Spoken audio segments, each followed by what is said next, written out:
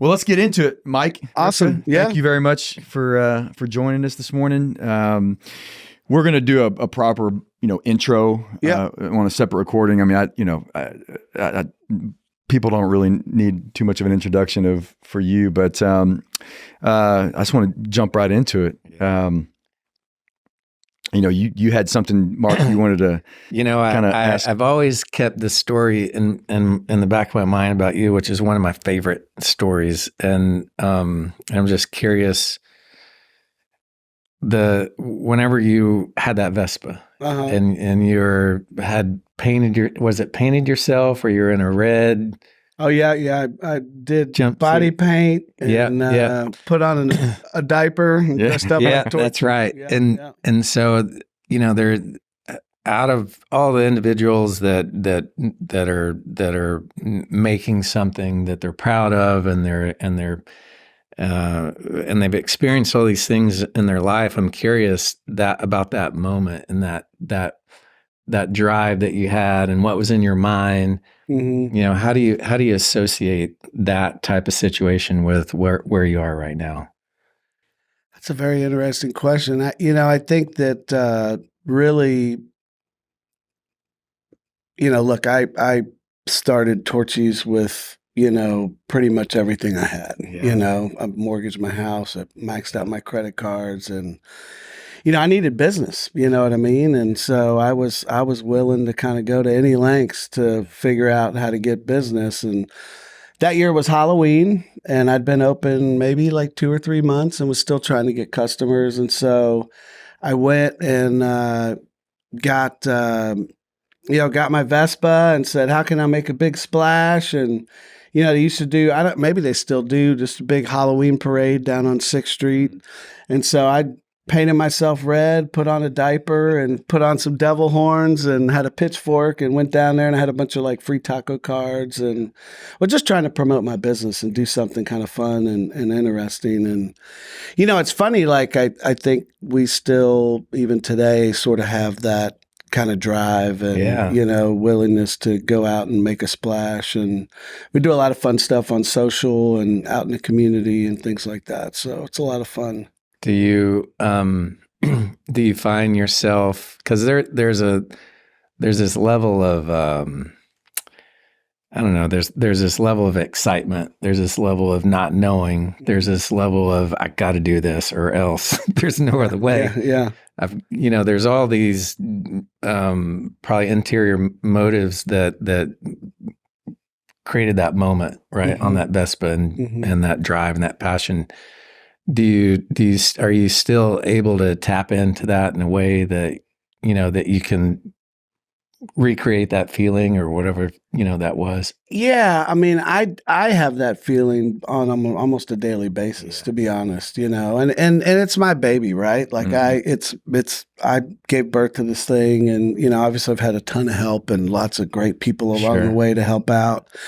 But there's just that sense of, I think, ownership when it's something you start that you just kind of own it, right? And so that's been, I think sometimes, we've gotten bigger and, things take longer than an entrepreneur would maybe like them to take, right? And so, but you can't just, when you're the size we are today and things, you can't just willy-nilly do stuff, right? You got different departments and stuff, and everyone needs to be on board and what you're doing. And so sometimes things, as an entrepreneur, for me, sometimes that can get frustrating to like not be able to just go out and pivot as quick as I'd like to, but at the same time, like you get it done and you get your folks on board, and I'm probably in a lot of ways they keep me out of a lot of trouble. I think in the early days I could get away with a lot more stuff than maybe I could today, but so. Well, one of the I mean, the food is of course awesome, but one of the additional components or the ingredients to Torchy's is the culture that you guys built, and that growth. I know we struggle with it all the time, especially now when everything is in flux and the world is a little upside down. how do you, that probably was additional, internal passion to maintain that type of culture that you envision while you're in the food truck. Yeah. Right. And so was there, a vision for that or? I mean, I think, starting out, I mean, the best I could do was a food truck at the time. I would have liked to start a brick and mortar, but banks were definitely not giving me money. You know what I mean? And so that's what I could afford to do. And, so I didn't have these grand dreams of like, oh, I'm going to open all these restaurants and blah, blah, blah. I mean, it was really just about getting into a brick and mortar spot. But what I did have a lot of passion about was really wanting to provide opportunities for folks, and especially the hourly type folks that, are cashiers or cooks and, develop them and work with them and try to get them into, bigger, higher paying positions with more responsibility and help them build, a lifestyle and a family atmosphere inside the business. And I think, I'm real proud to say that I've got, hundreds of stories of that in our country, if not thousands, or, not thousands in our company. And so that's been really rewarding on so many levels, and, we do things like bench calls, pretty much every quarter, and we look at all our talent and who's kind of ready for the next level and where they're at and, where can we position them and, and these days, a lot of times, we need folks that are willing to, pack a suitcase and go somewhere, and sometimes that can speed up your opportunities for growth or slow them down, if you can move to another state or another city or things like that. Yeah, so listen, I told you we haven't released this yet. Yeah. Right. Yeah. But a few people found out you were going to come on here. Okay. And so we got some notes all right. about stuff. And what comes up over and over again is he leads with a generosity of heart, leads with his heart, and second chances. What is that? I'm interested in both of those, right? But the second chances part, what does that mean to you? Because this came up over and over again. Like, yeah, I mean, people that know me personally, look, I had a very sort of tough childhood. I had a lot of issues with, drugs and alcohol as a young teenager, and even before that, and I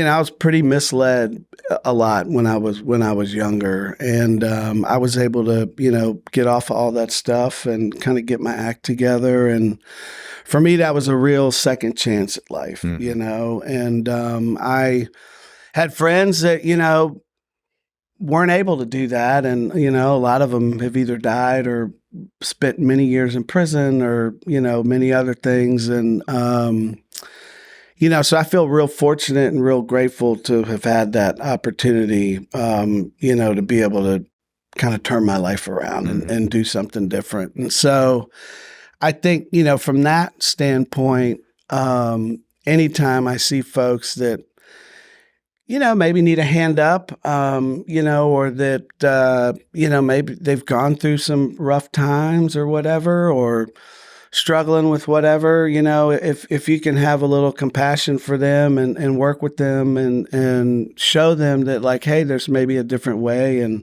if you put your head down and work on yourself and do some things different, like you may not see it today, but there's this wonderful life out there that you can live, regardless of whether you're working with us at Torchy's or just anything else. Like my whole thing is really, I mean, obviously, someone who comes to work with us, I'd love for them to retire with us, right? That's not always the case, and people grow and have different things they want to do in life. But if we can provide something that betters your life and provides an opportunity for you to move up somewhere else or chase a dream or go to college or start your own business or, get that next position that maybe we don't have at this moment, like, then I feel really rewarded that we like gave you something. Right. Yeah. And those are the type of things I think that,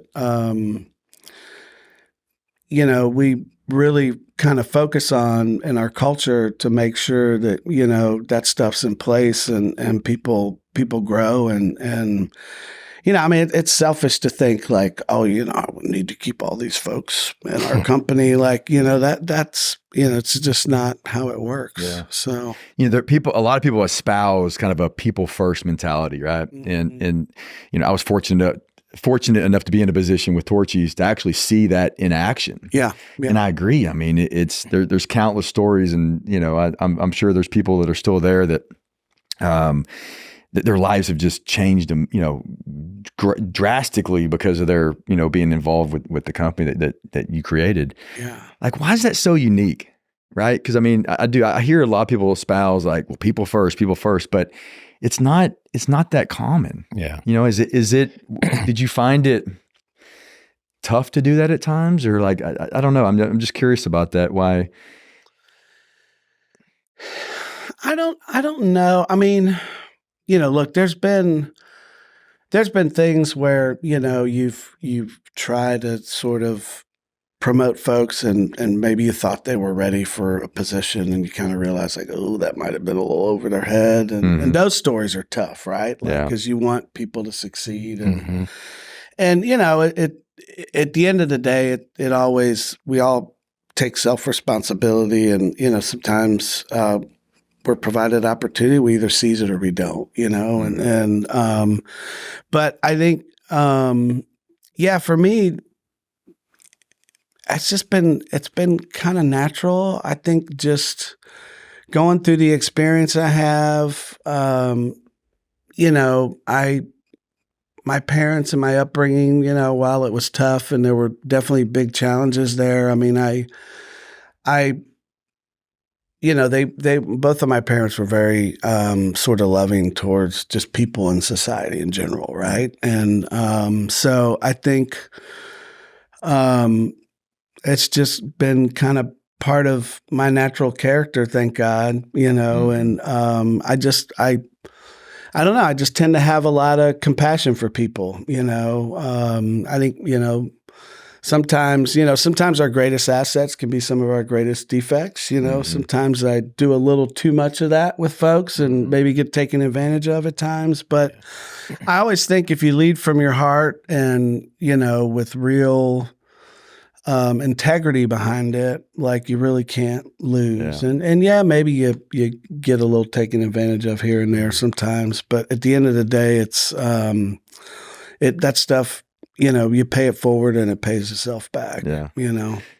Knowing what you know today and seeing the landscape as it is, what would you go back and tell yourself 17 years ago or some odd when you're riding that Vespa? Like what would you go back and tell your younger self, knowing what you know now? Maybe to not stress as much, but you don't know what you don't know at the time, right? Sure. Like, those first couple of years were tough. Yeah.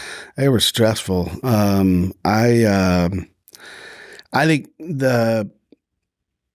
cause I mean, there were many, many, many weeks where it was just like, oh my God, how am I going to make payroll this week? Yeah. And there'd be some magical catering or something that would show up, or the weather would get nice and a bunch of people would come to the trailer, or we'd get a write-up or something and just be just enough to kind of like get us over the hump.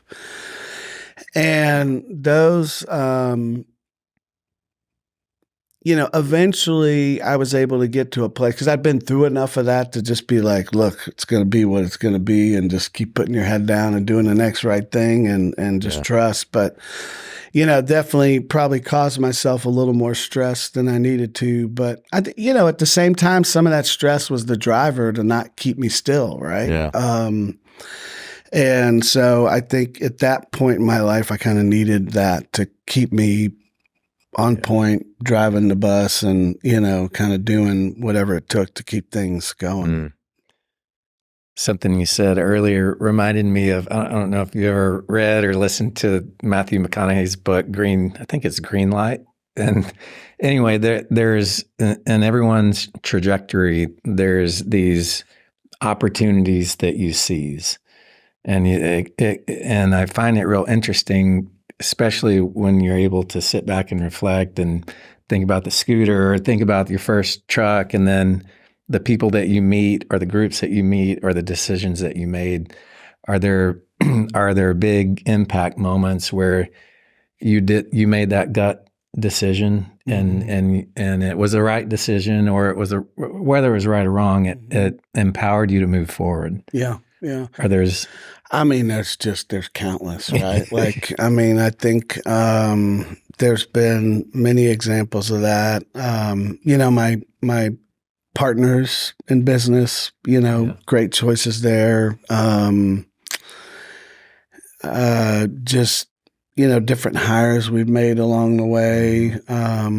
We got, one guy that works for us, Charlie, Charlie, and he's one of those second chances stories, right? Like, he came to work for us. We used to have a location on 6th Street for a little while. And, he'd been, had some issues in life and stuff and was trying to get back on his feet. And he came to work for us, and, and just watching that guy grow. And, now he's, he leads our whole training department for the whole company, doing all our new store openings. And, it's awesome to see that stuff. Yeah. He lives in Colorado now and it's up there. And, there's been many moments, meeting people in different businesses. I've gotten to have some mentors along the way of different people, and just conversations you have, with different folks throughout the day. And,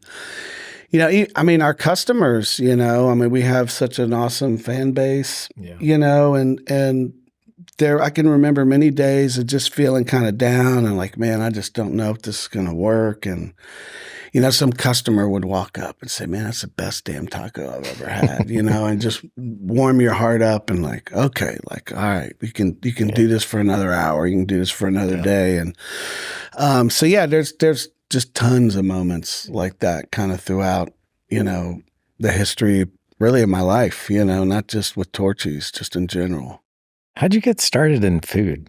I don't, when did you start getting interested? My first job was, I was a fry cook at Popeye's Fried Chicken at Springfield Mall, Virginia, in a food court. My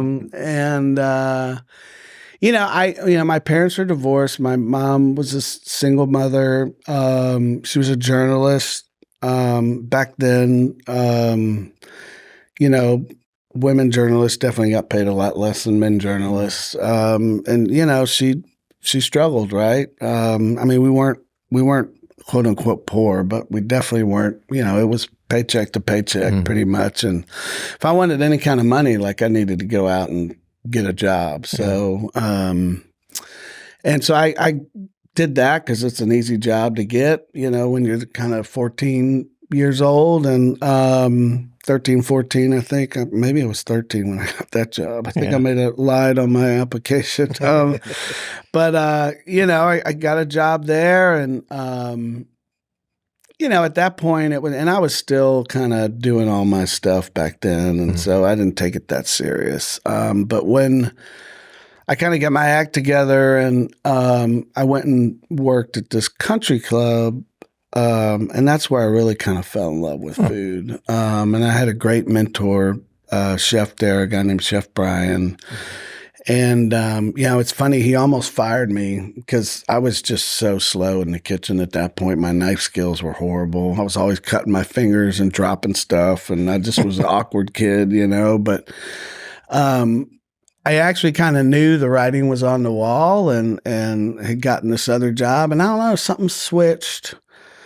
And like, I finally sort of caught on and started kind of getting my groove in the kitchen, and got faster and felt a lot more comfortable. And he decided not to fire me, and really took me under his wing. And I loved all the like beautiful buffets and stuff we would do. And, this is back more when, there were a lot of like vegetable and fruit carvings everywhere. And, and I just, some of that stuff and I love the action in the kitchen. It was the one place. Pretty intense.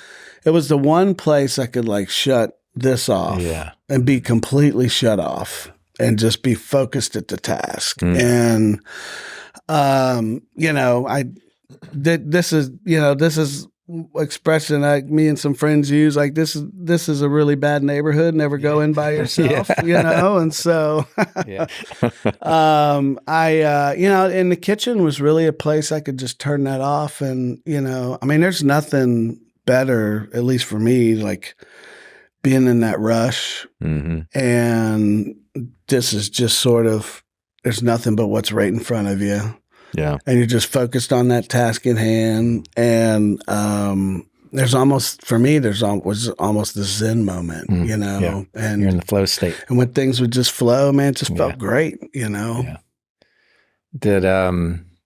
I always find it, I my very limited skills in the kitchen, but was it that amount of interaction and kind of like an organized chaos that kept you moving, or was it also this science of ingredient? Because you again, Torchy's is real specific, and their food is unique to its own, and on top of the culture. But is there when did that click? When did putting things together and knowing that it's the right thing, or you're not overdoing it, or you are like, how does that? Yeah, a lot of that came with just sort of natural experience and learning to taste things and stuff like that. It also, and I had a real passion for it, and I love to eat, and so that. There was that piece of it, but one of the places I went to culinary school down in Miami at Johnson & Wales. So I got exposed to just, I grew up kind of outside of DC in Virginia, and so the food culture in Virginia, DC is way different than Miami, right? And so I got thrown into this completely different, basket of food and different ingredients. And I remember a guy in culinary school said, "Man, you're more Cuban than I am." I was always messing with plantains and black beans and yuca and everything else and all these really awesome Latin ingredients. And but my first job out of college, I got I started assistant manager, and about a month after that, I got hired. The chef left, and they asked me to be the chef at the World Bank in DC. And it was set up like a big, huge food court with about 14 different kind of stations inside. And each station was like a little different area of the world. So you can imagine, and it's the World Bank, right? There's people from all over the world. So we're going to serve pad thai. It better be tasting like pad thai from Thailand, right? And so I just got this huge exposure to all these different ingredients from all over the world. And I started seeing how one culture would use cinnamon versus another, right? Or this person would use a certain chili this way and not use it that way. And so, I call that like my PhD program after school was that job. I wasn't there that long, but I learned a ton, and I had a staff of 75 people in the kitchen. We served 3,000 to 4,000 people for just breakfast and lunch. Yeah. We'd serve 52 entrees a day that rotated every single day. It changed. So, it was a lot of food. We had 13 walk-ins in the kitchen. It was a huge operation.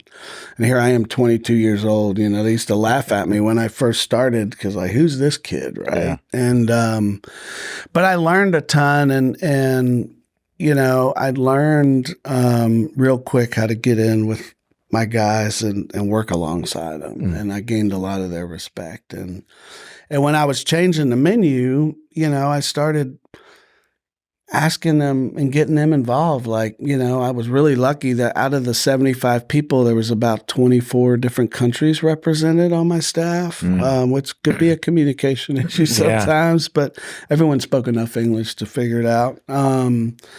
They'd invite me to their grandma's house or their cousin's house or their aunt's house or their mom's house. And, to like help me, I got all these cookbooks and they used to, that's not, that's not that, let me take you to Aunt Sally over here. She'll hook you up with what's up. And, I took lots of notes and, just really kind of just dove into all these different cultures and ingredients. And I learned a ton, That's what, I wanted to ask you because I'm fascinated in the same way I'm fascinated with design in the conceptual world. Cause I don't speak that language,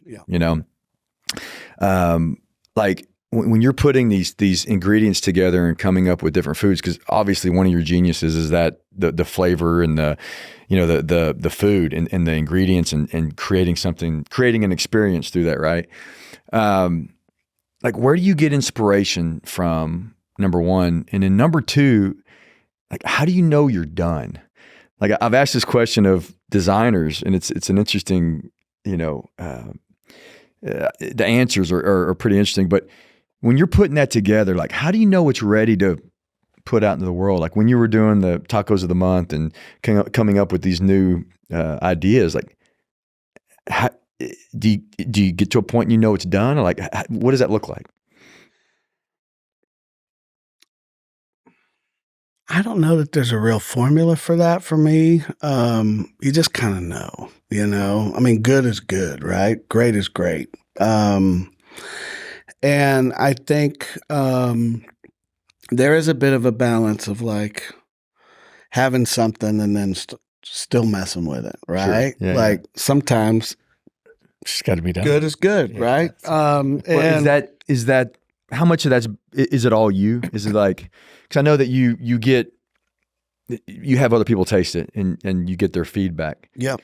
How much of it is just it's ready no matter what anybody else says versus you know what I mean? Like, yeah, but I still want to know. I want to see their expression, right? Like, and there's definitely been times where I'm like, all right, that's damn good, Yeah. and I won't say anything, let them try it, and if I've got it that ingrained in my heart, then the reaction's always great. One of the things early on, and even today, still, because I'm still heavily involved in the food. We've got a great culinary director. You remember Cheryl and folks, and so, and they work on things. But there's, typically pretty much everything on our menu and all the greats were done in one try. Oh, wow. Okay. Not a lot of tweaking to it. Yeah. And that's usually because it's coming from some inspired place. And where is that? Well, it could be anything. It could be I'm on a trip and I see some market and some ingredient I just sort of look at or it kind of calls to me, or I'm watching a cooking show and see somebody cooking something, or I'm walking through the supermarket and I see something, or I'm at a restaurant and I taste a dish, and it could be Italian food, right? But something about it just says, man, if I took cheese and did it this way, or if I took a fish and grilled it that way, or whatever, it just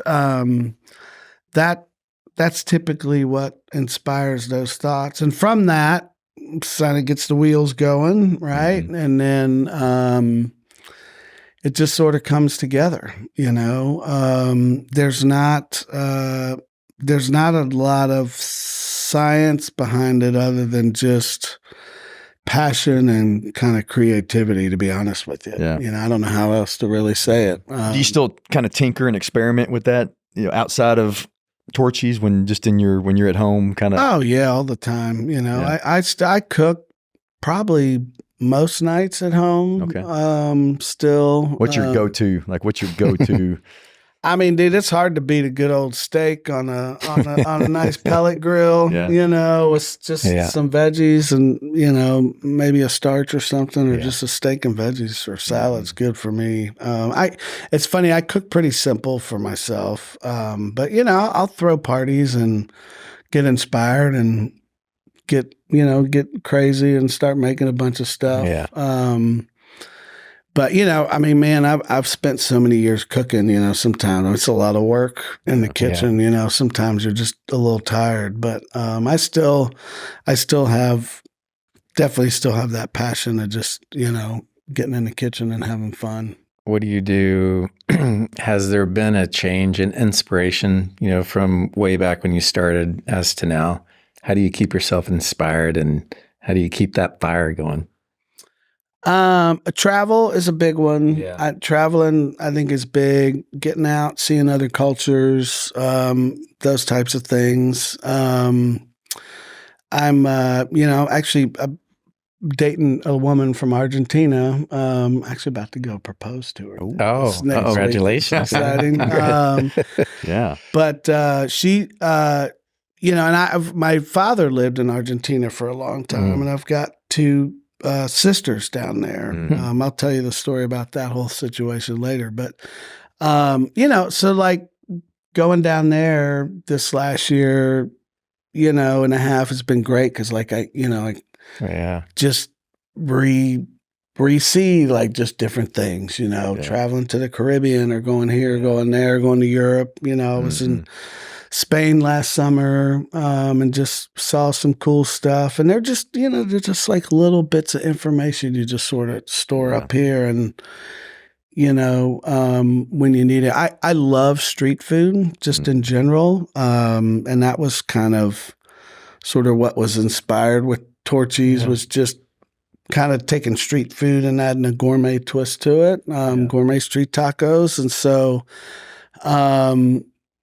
there's just something real authentic and down to earth about street food, right? It's not pretentious. It's just, but it's good. Like when you go to a city and you're like, hey, where should I go eat? They're not telling you the Michelin star place that, takes 6 months to get a reservation at, right? They're talking to you about the little corner shop that has a mean-ass Italian deli sandwich or, a great pizza joint around the corner or a burger place, It's just that kind of just street food and culture. I just love it, And it's typically little mom and pop places and,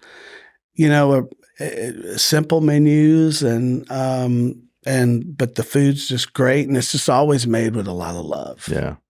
There's an authenticity to it. Yeah. Yeah. That's interesting. So you have this passion about food and I'm assuming that passion in your mind creates an experience when someone tastes or is eating in front of you or around you. How does that translate? Because what Torchy's is also is they've created unique environments spatially, and you've maintained that, and you started and you've maintained that, and that also has brought along its own culture and expectation about, wow, what am I going to see next? Yeah. Where'd that come from, and how'd that?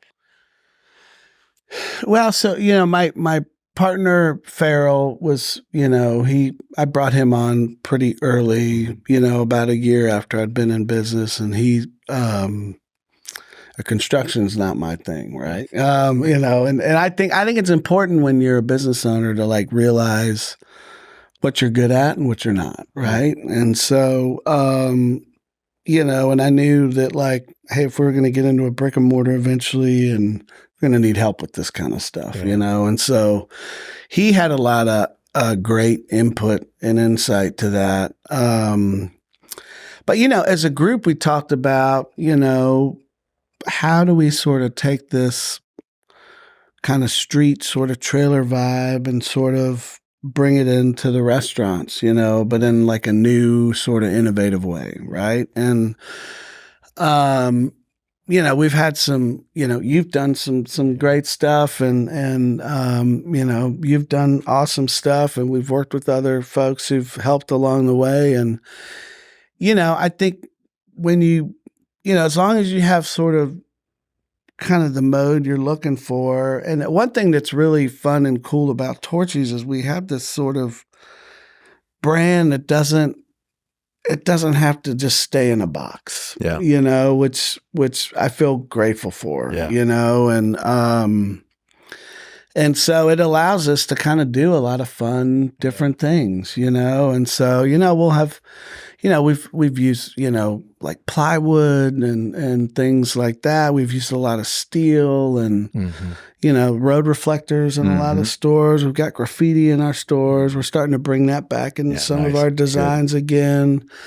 And, so that's been a lot of fun, and I think, it's really been this emphasis on, how do we kind of keep that cool vibe and sort of, and I feel like it seems like about every 3 to 4 years, we sort of innovate some more and kind of bring in some new things or bring back some old things. What do you think the ROI of design is? And we've asked this question of a few people, right? And there's varied answers. There's varied answers depending on what side of the line you're on. Yeah. Obviously, Mark would have a pretty strong opinion on design. And so we've talked to some people that were more operators. Yeah. That were like, it doesn't matter. It's all about the food. It's all about the food. But I know you have got a different viewpoint on it, because I know outside of Torchy's design, specifically with your home is very important, right? Yep. What do you think the ROI of that is with a experience like Torchy's? I think it's big. I mean, exact number, I don't know, but I don't think, so many people eat with their eyes as well as their mouth, right? Like, you want something that's appealing, that, touches all the senses. In our tacos, we try to make sure that each taco has, different textures and feels and taste inside each thing to kind of bring it all together. And I think design's the same thing, when you walk into a place. Absolutely. And people may not people that don't really know design may not get it, but there's a feeling you get when you walk into a place, and it's inviting, and there's, little touches and things that you may not notice right off the bat, but they just sort of create this kind of picture when you walk in and a vibe, right? And I think it's hugely important, and, look, a lot of people will go to a restaurant because someone said, hey, that's a good place. But then there's the folks that, maybe not heard of it. And that design piece is huge, right? Like that, does it call you in? Is it inviting? And then when you're in there, does the space feel comfortable? Does it feel, does it lift you up or does it lift you down? You know what I mean? And I think we've done a really good job on that. Yeah, we've had some misses. Anybody's going to. The one thing that's been tough is, you guys know this last couple of years, the expense has it's been awful, and God, we haven't seen inflation like this that I can even remember. Yeah. Maybe back in the 80s, I guess it was pretty bad, but so that's been a challenge, right? Like, you want to do this cool stuff, and then you get the bill, and you're like, "Holy cow!" And so, but it's still very important. How the lights look. Lighting can be really huge. The ambiance in the store. As you switch from day to night. What does that look and feel like? So there's a to me, it's a big ROI. And you got to have the food to back it up, Absolutely. Right? But you before you even eat, you're in the space, right? Yeah. And so what does that, what kind of senses does that, I'm curious from y'all's end, like, how do you guys think about that? You've done quite a bit of work for us, and, and stuff you guys have done has been awesome.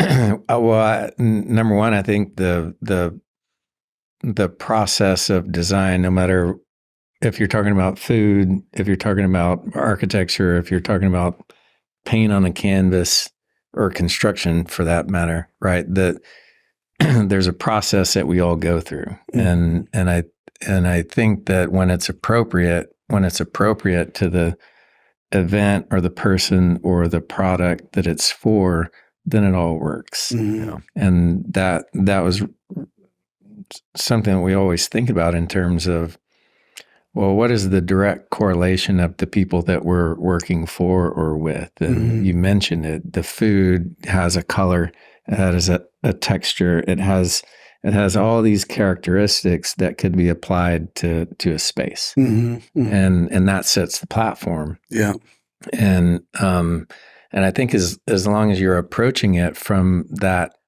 methodology, then you're going to come out with something real special that is universal across the board as it relates to food, as it relates to space or whatever it is, furniture, lights.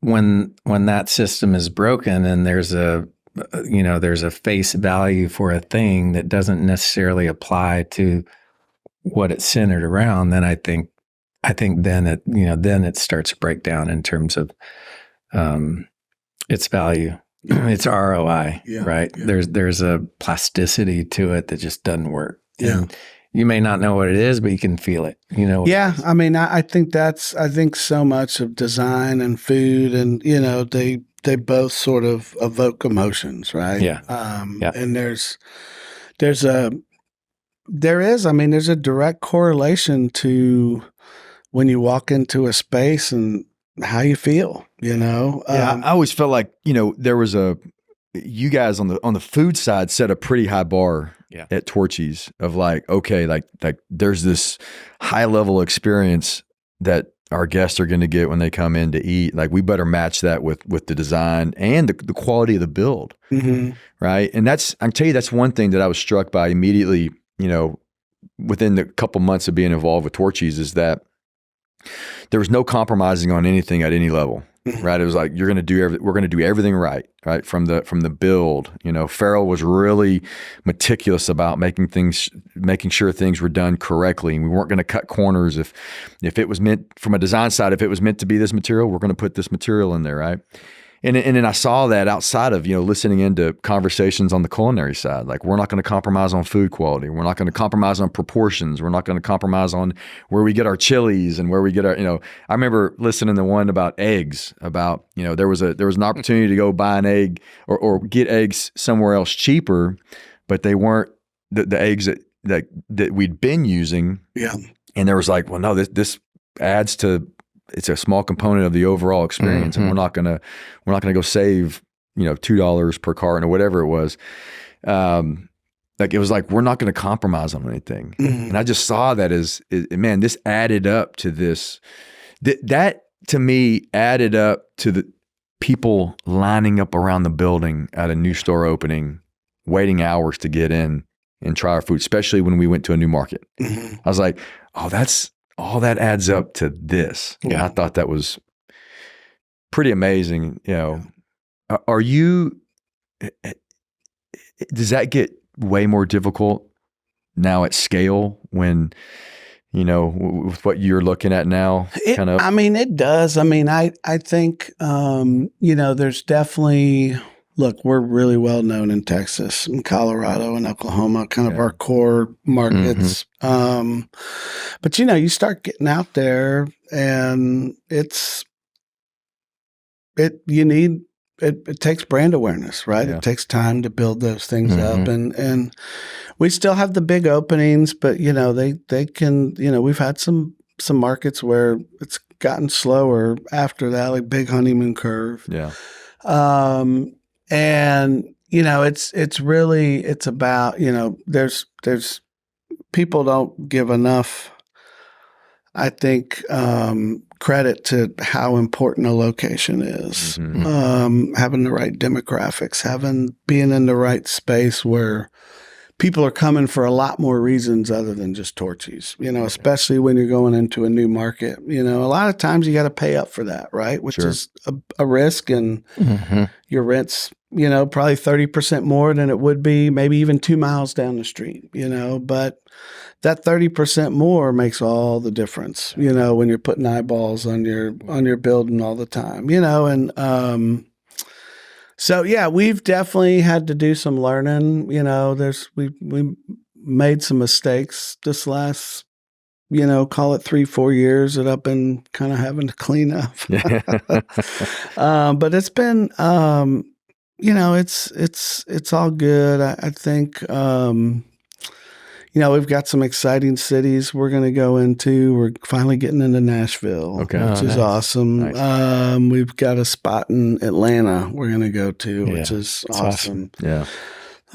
We've finally got a spot up just outside of DC, up in Bethesda, Maryland. So, and we're working on some others. We got some spots coming into Salt Lake, which I think will be a really cool city. So, we're getting into some really cool markets and bigger kind of cities, which I think as a brand is important to kind of, you want cities where you can sort of plant a flag initially and then be able to open in and around that to kind of create that culture. And, it's tough. I think some of our restaurants that are kind of out on an island where you can only really it doesn't make sense to put more than 1 or 2 stores. They don't have that culture of the other restaurants around them to go and visit and talk to. And, obviously they can pick up the phone and call anybody, but it's just different, and we,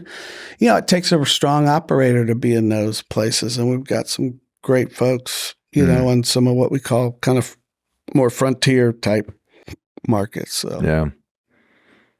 How is it different, or is it more challenging? Let me ask, what are the challenges now that you're the CEO of the company versus being part of a partnership, right? Like how does that feel differently now? Is it different? Like, is it a different role? I mean, because you're still leading the company, but it's, you know what I mean? Yeah, it's well, you guys know me. I mean, I'm a people person through and through, and I've never been one that's like, it's my way or the highway, So I still lean on, my leadership team I want them to have a voice. They need to have a voice, we got a great CFO. Our guy Ryan's great, and he's a smart dude, man. I want his opinion at the table. You know what I mean? I want to check myself, right? And I think so I still, it still has a little bit of that same vibe that it did with the partners in that sense. It's still very collaborative, I guess is my point. But there are, with that title, there's definitely some buck stops here type of things, which I think in some ways I like maybe a little more than when I had the partnership, because there wasn't really that format for it. You know what I mean? And not that it was bad or anything before. It's just a little different, right? So that part's been empowering on some levels. But then, but look, you can't be a good leader and work in a vacuum, right? Yeah. You just can't. It doesn't work, You can maybe get away with it for a little bit or on certain decisions, but boy, you carry that torch, without it's heavy. Well, and you end up with people resenting you. It's like, well, God, he doesn't trust me. Why'd he hire me? Or he's not asking for my opinion. What am I even doing here? Or they give you their opinion, you just ignore it, right? Like that's not a good leader. Yeah. It's an interesting thing to memorialize in regards to anybody trying to scale their business is, what do you, and some people could say, well, it's it's the idea, or it's the people around me, or it's this methodology, or it's the way that I look at finances. What would you offer? What could you offer those that are starting to scale? What is there any method that you've maintained? It seems like maybe the people around you, but is there a method? To me, that's the biggest one. I learned early on from, I told you I had that mentor chef when I was at the country club, right? Like he taught me early on, he's like, dude, if you're ever a boss, always hire people better than you. Yeah. And at first I was kind of like, well, that doesn't make sense. And then, and then we talked about it and he explained it. It's like, look, man, like you're not going to be an expert at everything. Yeah. It's impossible, right? We're human. We all have things we're good at and things maybe we need to work on and things we don't have a clue about. Like, so surround yourself with amazing people and let them shine. Like, don't be afraid of their success. Like, help them succeed, right? Because if they succeed, then you succeed, right? Mm-hmm. You're all on the same team working on the common goal. And that kind of leads into that whole thing of like not being selfish with people that work for you. Like, obviously you want them to stay around and build a career and stay with you. But you know what? If there's someone that's really successful and driven, and they probably are going to leave you, and they should, right? Yeah. Like everyone's got their own minds and goals, and you know what? Hey, guess what? I got to help that person. Look at what they're doing now, man. They started their own business or they're doing this, or man, now they're a vice president in this company. When they were with me, they were just a manager. Like, look how cool that is. Like, those are the things you want to be a part of, So it really, hiring people that, are experts at what they do and letting them shine. To me, I think that's been the biggest formulas of success as we've had, Yeah, it's good advice. Yeah. Sometimes we forget that. Well, yeah. I mean, I think, is especially like, right, when you start a business, it's your baby, right? Mm-hmm. And you're going to be very particular about certain things. And you should be, right? You have a vision of what you want and how you want to do it and the guest you're serving, whatever industry you're in. And sometimes, and it took me probably a good 2 years to fully kind of step back and let go and like, okay, you can do it, but I knew it was the right thing and I kept working at it and kept working at it. And, but when you allow people to really step into their greatness and what they're good at, like, man, the results you can get is just pretty amazing. Yeah. I learned a lot being at Torchy's, and a lot about the people aspect of it, because I'd never seen it done that way before. Where, I mean, it was people first, and the way that you guys took care of everybody was just amazing, And so, now I caught myself thinking about that the other day. We had a bunch of our team members. We got about 17 people now, and a good majority of them met on a project, and they were all wearing our gear and everything, And I remember leaving going, man, there was a shift of, early on, it's like, I'm keeping this thing afloat to, now it's like, it is more about them. Yeah. Like, you got these people that are bought into this concept, and it's like, now I'm worried about like keeping it going for them. Yeah. Right. Yeah, and did you? Yeah, man. I mean, it's a big responsibility, right? Yeah. Like, I'm helping these people pay their bills and, and provide for their families. Thousands of people. Yeah. A lot of mouths to feed. Yeah. Bro. A lot of mouths to feed on both sides of the coin. Yeah, you know what I mean? And so I think it is a big responsibility. But it's also a big honor, right? Yeah. Like, getting to be able to do that. Like, I get to do that. Yeah. Right. And so, that part's been pretty humbling and really fun to watch. And seeing people take that on and run with it, Yeah. Yeah. It's a nice story. Yeah. I'm humbled and, just, there's days you just sort of pinch yourself and go, wow, this is pretty awesome, Yeah. Yeah. I mean, we've, when we decided we were going to do this, there was definitely a short list of people that we wanted to talk to, and you're one of them. And one of the criteria is people that have had an effect on the greater, that they've left a wake behind them. That's been just. And you're definitely that. I mean, there's, again, like I told you, like people, we haven't publicized that we're doing this too much, but people found out you were coming on, and then we started getting notes, and it's like, that's cool. You hear the same thing about Mike Rypka. It's like, man, he leads with his heart. Yeah. And he's left an effect on people, and it's just, I mean, obviously what you've done with Torchies, and I mean, you've impacted thousands and thousands of people, man. And it's special, man. Get me a teary-eyed up here, man. I'm sorry, man, but That's all right, man. That's that moment of reflection to know what your power is. What you're giving back is pretty incredible. Absolutely. So yeah, congratulations. Thanks, man. I got this. It's funny. So people will ask me that sometimes, like, you ever just sit back? And I'm like, man, I wish I did it more, but no. Yeah. Like you just kind of do the next thing in front of you. Sometimes you don't.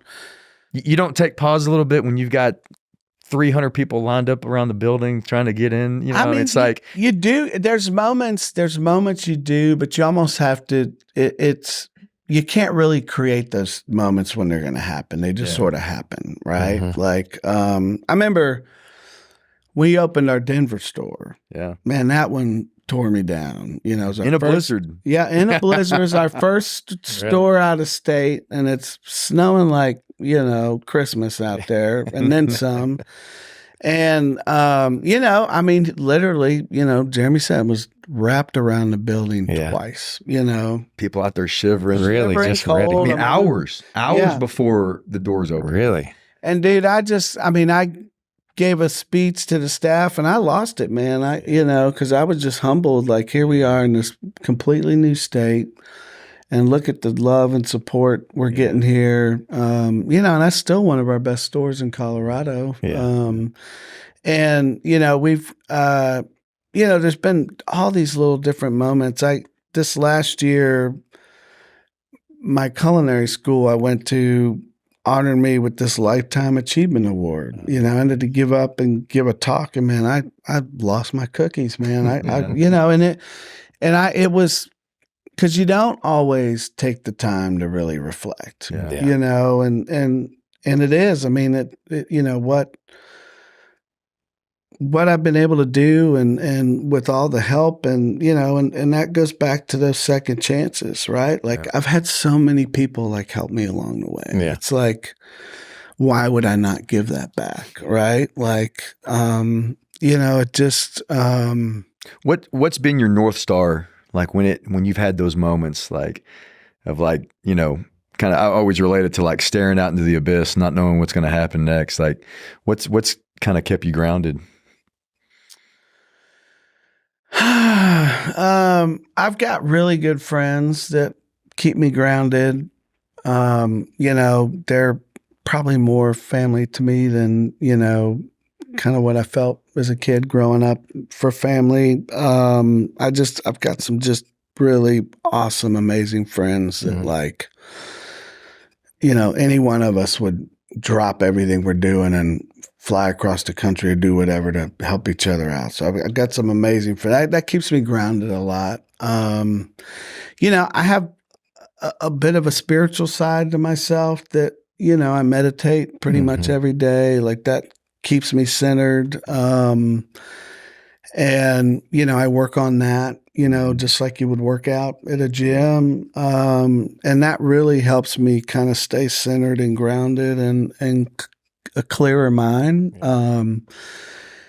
It's funny. I used to, a lot of times people think of the chefs of the Gordon Ramsays of the world that are losing their shit and, doing whatever. And, and I've had my moments of that, we all have, right? But I've learned over the years, that, especially, as the company's grown and my kind of who I am as a person, like you can't go in and just start yelling at people, right? Like, it just doesn't work, and nor do I want to, right? But I have to keep myself in a real kind of level playing field to kind of be the calm person in the room when things are chaotic, right? Like, as a leader, that's kind of your job, is to remind everybody, all right, guys, it's going to be okay. Like, I know this is stressful, but it's going to be okay, And, I think luckily enough, I've had enough sort of crazy experiences in my life, and have been lucky to get through them to realize that, like, hey, it's just another day. Yeah, it's not that bad. Yeah, and things do pass. And sometimes the things that seem like they could be the worst thing in the world can end up being the best thing for you. Yeah. Because you can see it through the other side. Yeah, I mean, it's hindsight's 20/20, right? That's right. It don't feel good when you're going through it, But on the other side, you can look back and you know what, that was a hard experience. But if it weren't for that, I wouldn't have met this person or gone to this place or done that thing. Yeah. Wow. Well, what are you passionate about outside of Torchies right now? Like, what do you in your personal life? And you mentioned you're doing a lot of travel. I mean, what are you excited about outside of Torchies? Oh man, I've been doing a lot of pickleball. That's fun. Nice. That's fun. It's caught on like a storm. Oh, I know, man. It's fun. So I used to have this sand volleyball court in my backyard, and I took the leap and spent some money and turned it into a pickleball court. Yeah. So I got friends. We come over twice a week and play pickleball. That's been fun. Nice. I got this beautiful woman I've been dating. It's just been awesome. Congratulations. She's just the light of my life. Just a total sweetheart. And my son, man, my son's going to be 13 at the end of this month. He's playing football. And he's just a joy to watch. He's really taken to it. Where it'll go, who knows? Yeah. But I just love seeing him being passionate about something. Yeah. And, God knows, I mean, kids there's so many opportunities for distraction, and, man. They can go any which way, know. It's kind of soft gloves, right? Sure. But he's doing great, and, just love watching him getting passionate about stuff. And, he's just, he's growing into a little man. It's pretty cool to watch. Pretty fun to watch. Yeah, I mean, just, that. And I love going to see music. I've seen a bunch of music. Was at ACL last weekend with my son. He's really into music too, so we get to share that together. So it's fun. Yeah. Well, very good. Awesome. This was awesome. Yeah. Thank you. Great. We could keep Great going stuff. for a while. I know. It's awesome conversation, guys. Yeah. Thank you very much. Well, Mike, thank you very much. This was special. Yeah, and, absolutely. Really, I've known you for a while, and it's like, I'm very proud and happy for kind of what you've done and where you're at right now. So it's dude, I'm proud of you, man. You've been kicking ass, I can't wait to get more of an update after we finish this up. So absolutely. Thanks for spending your time. Yeah. Thank you, guys. It was good seeing you. Yeah, for sure. For sure. We need to not make it so long. Yeah, that's true. That's very true. So that's very true. Yeah, for sure. For sure. Awesome. All right. Well, thank you, guys. Yeah, thank you. Maybe we'll pickleball. I know, right? Got to get y'all out on the pickleball court, man.